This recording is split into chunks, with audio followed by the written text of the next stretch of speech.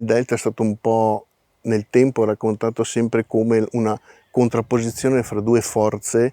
che si sono in qualche modo, in maniera anche feroce in certi momenti, messe in contrasto l'una con l'altra, e quindi è la storia del rapporto fra la terra e l'acqua, dell'uomo, della natura, della vita e della morte. Se pensiamo ad esempio ad uno dei fatti di cronaca che poi sono stati al centro di una ripresa sia letteraria, perché Tony Cibotto, lo scrittore più rappresentativo della nostra zona, l'ha romanzata in Scanoboa, e Renato Dallara, che è un regista rodigino, ne ha fatto addirittura un film, possiamo capire esattamente di che cosa stiamo parlando. Mi riferisco a un fatto di cronaca accaduto a metà degli anni 50, quando durante un corteo funebre che si teneva in un paesino alle foci del Po, una donna ha partorito in barca, e quindi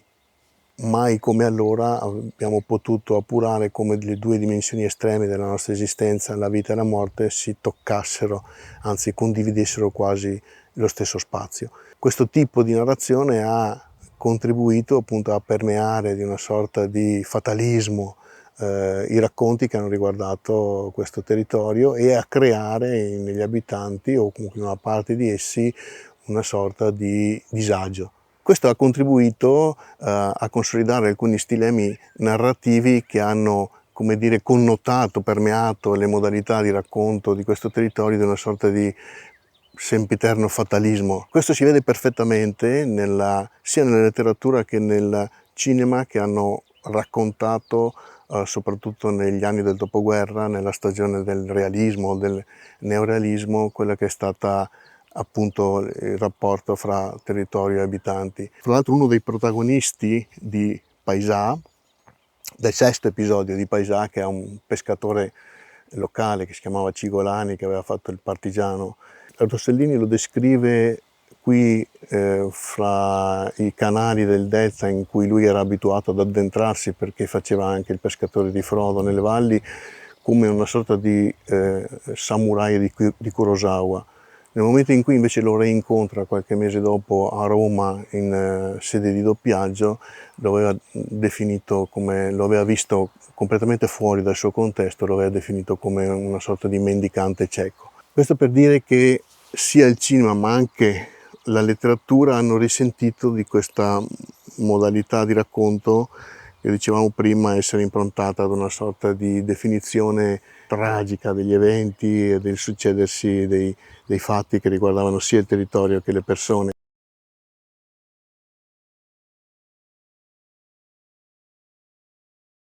Il rischio che io vedo in questa forma di, diciamo, di vera e propria repulsione, anche, è un duplice rischio se vogliamo. Il primo è quello di cadere nella forma più pericolosa di censura, che è l'autocensura, cioè è come se noi volessimo in qualche modo cancellare quello che è stato il nostro passato e semplicemente seppellendo la memoria sotto, e la polvere sotto il tappeto. Il secondo rischio è appunto quello di non vedere come negli ultimi decenni invece le cose siano molto cambiate. Inoltre il fatto che nella seconda parte del Novecento piano piano il territorio si sia inserito anche grazie ad una serie di riconoscimenti che sono arrivati dall'esterno, che hanno, diciamo, posto l'accento sul valore soprattutto delle bellezze naturalistiche di questo territorio, mi riferisco al riconoscimento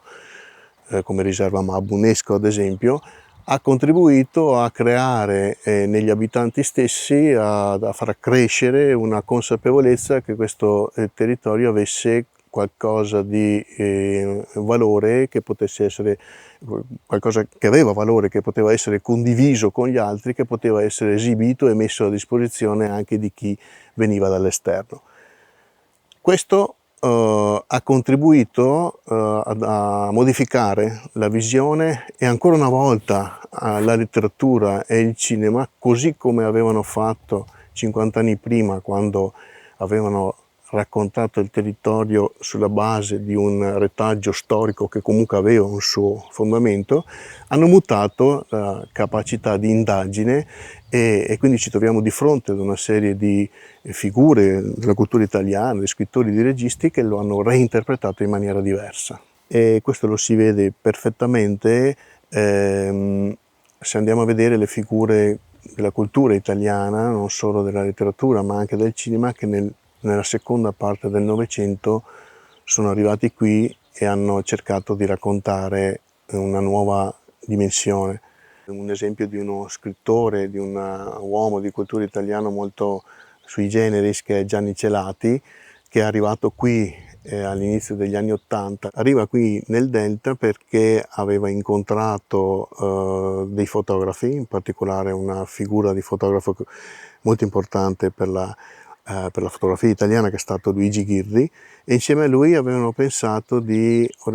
realizzare un progetto nuovo di indagine sul paesaggio industriale italiano, che si è concretizzato poi nella pubblicazione di un'opera che è Viaggio in Italia, che è diventata una sorta di pietra miliare nel mondo della cultura, non solo della fotografia italiana. C'erano quindi all'interno di questa pubblicazione delle foto di alcuni fra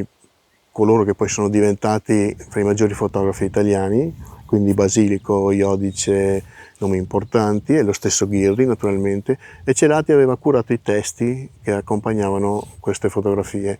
E questi testi erano stati elaborati grazie a una serie di viaggi che aveva intrapreso fra l'83 e l'86, quando a bordo della sua ormai mitologica Renault 5 lo si poteva incontrare qui nelle strade sperdute del Delta, con in mano un taccuino consunto su cui annotava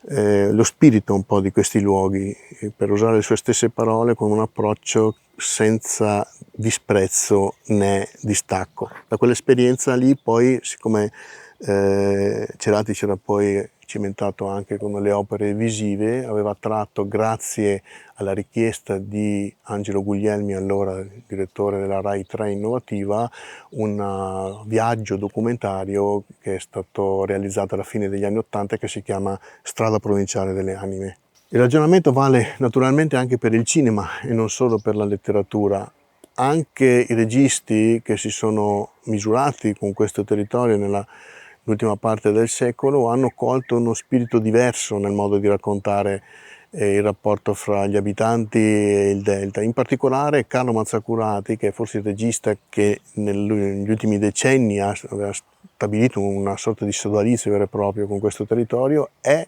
la figura di cineasta che ha saputo cogliere in maniera più puntuale lo spirito che questa pianura produce e mette a disposizione di tutti. Lui è entrato qui in punta di piedi. Carlo è il regista che ha raccontato come lavorare qui lo avvicinasse alla dimensione della notte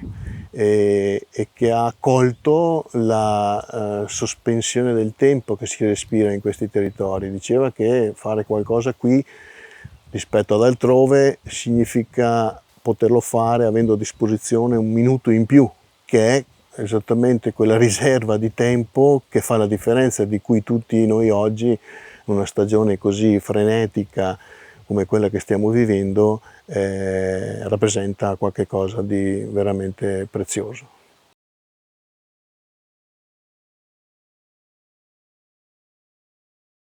Ci sono anche degli esempi di chi molto tempo fa ha saputo con il proprio sguardo prefigurare invece una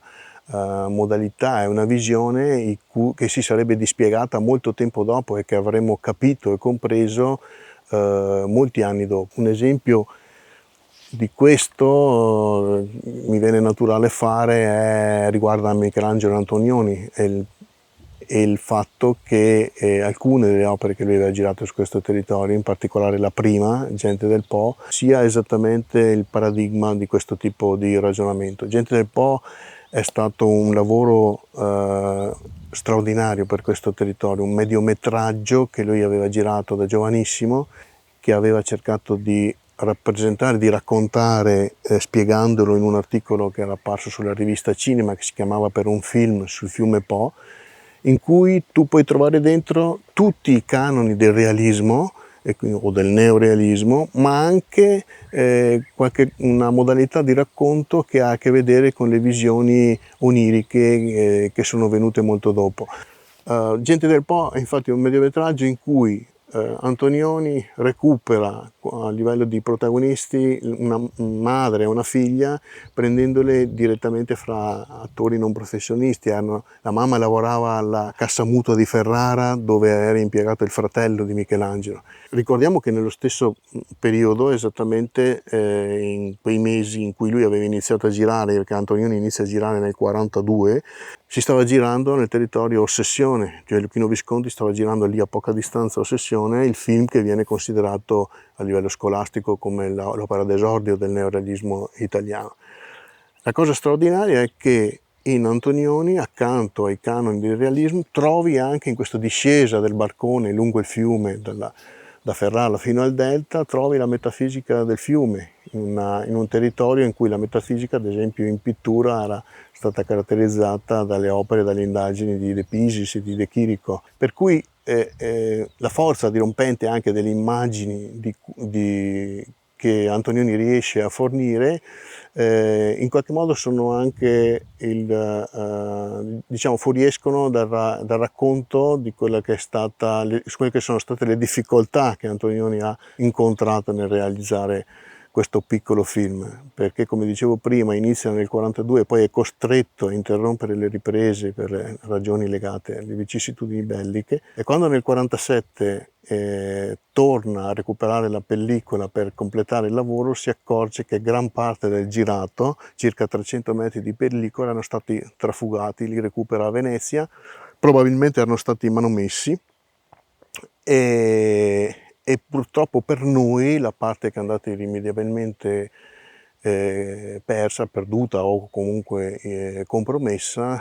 riguarda le immagini che erano state girate alla fine del percorso, quando il barcone arriva fino al delta, e c'erano le immagini della piena sullo scanno con le acque che invadono i casoni di canna palustre, e venivano appese delle lenzuola al soffitto per attutire la forza delle acque.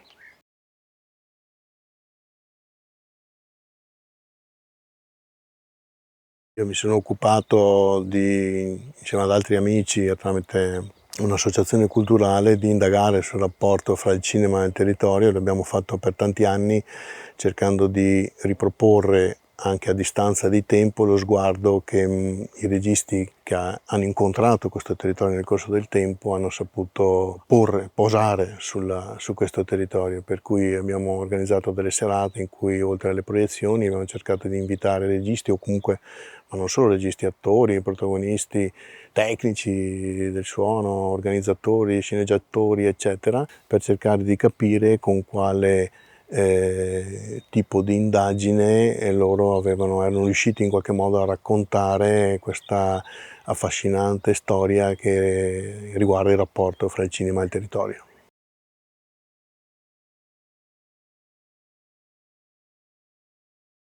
Va bene, è un'indagine che continuerà nel tempo, una storia che in gran parte deve ancora essere scritta. Se guardiamo al passato, abbiamo avuto una fase in cui non si poteva nemmeno parlare di quello